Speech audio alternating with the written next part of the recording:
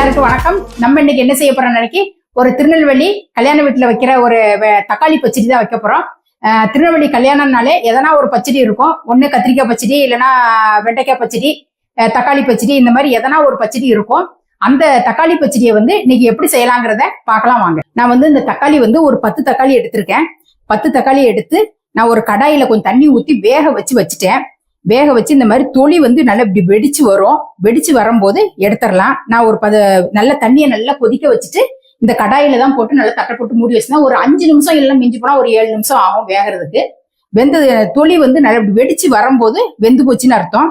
இந்த தொலியை வந்து எல்லாத்தையுமே தொலியை எடுத்துடுறேன்.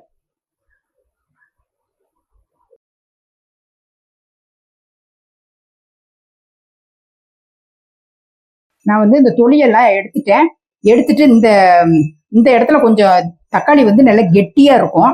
அதனால இந்த இடத்த வந்து லேசா கத்தியை வச்சு இப்படி எடுத்துடுறேன்.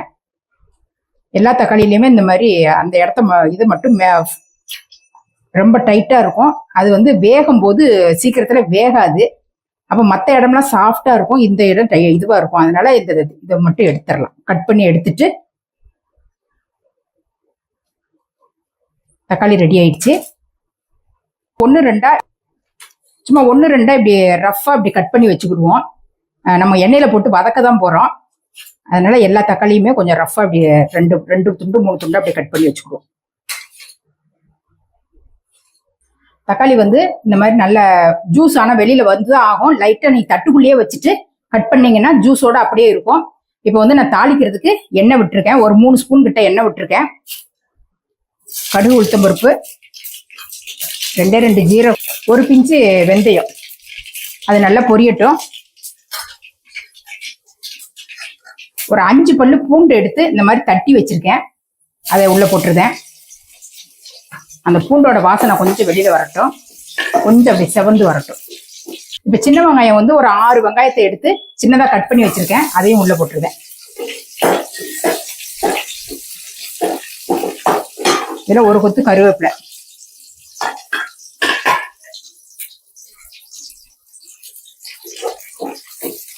லேசா வெங்காயம் வதங்கி வரட்டும். ஒரு கண்ணாடி பதத்துக்கு வந்த உடனே தக்காளியை ஊற்றிடலாம். வெங்காயம் வந்து இந்த கண்ணாடி பதத்துக்கு வதங்கி வந்துட்டு இப்போ இந்த தக்காளியை வந்து வெட்டி வச்சு தக்காளியை ஊற்றி அப்படியே ஜூஸோடையே அப்படியே ஊற்றிடுறேன். ஊத்திட்டு இந்த தக்காளியை வந்து ஒரு 2-3 நிமிஷம் கிட்ட நல்லா வதக்கி விடணும். வதக்கி விடும் போதே இந்த மாதிரி நல்லா அப்படியே குத்தி வதக்கி விட்டுருங்க. கொஞ்ச நேரம் வேணாலும் தட்டை போட்டு மூடிடலாம். கொஞ்சம் உப்பு போட்டுட்டு இந்த பச்சடிக்கு தகுந்த உப்பை போட்டுட்டேன். கொஞ்சம் மஞ்சப்பொடியும் போட்டுருந்தேன். போட்டுட்டு நல்லா கலந்து விட்டுட்டு ஒரு மசாலா ஒன்று அரைக்கணும். இதுக்கு நம்ம அந்த அரைச்சிட்டு வர்றதுக்குள்ள இந்த தக்காளி வந்து நல்லா வேகட்டும். ஏற்கனவே வெந்நீல வெந்துருச்சு. இப்போ வெட்டி வச்சிருக்கிறதுனால கொஞ்சம் வேகணும். இப்போ தட்டை போட்டு மூடிடுறேன்.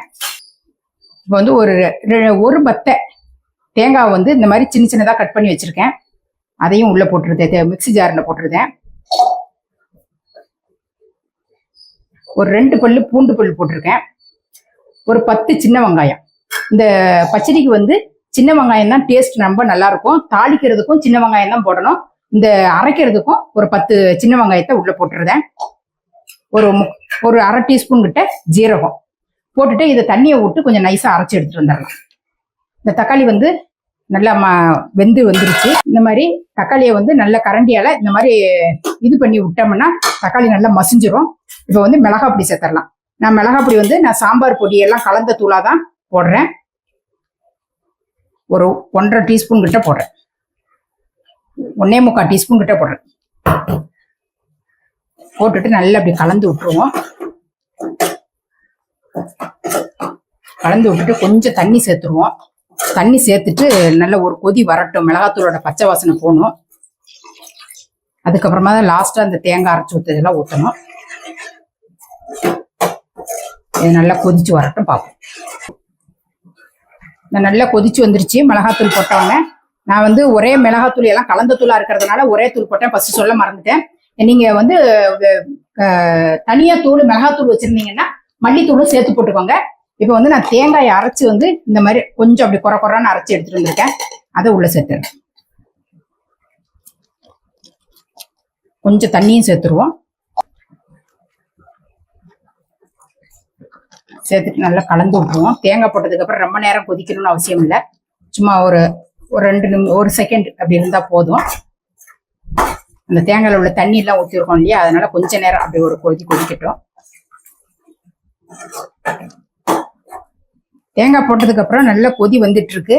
இப்ப லாஸ்டா ஒரு 1/4 டீஸ்பூன் கிட்ட பெருங்காயம் போடுதேன்.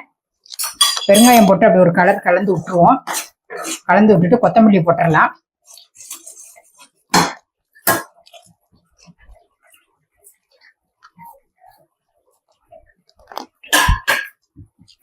லாஸ்டா ஒரு 3/4 ஸ்பூன் கிட்ட நல்லெண்ணெயை வந்து நல்லா சுத்தி விட்டீங்கன்னா டேஸ்ட் வந்து ரொம்ப நல்லா இருக்கும்.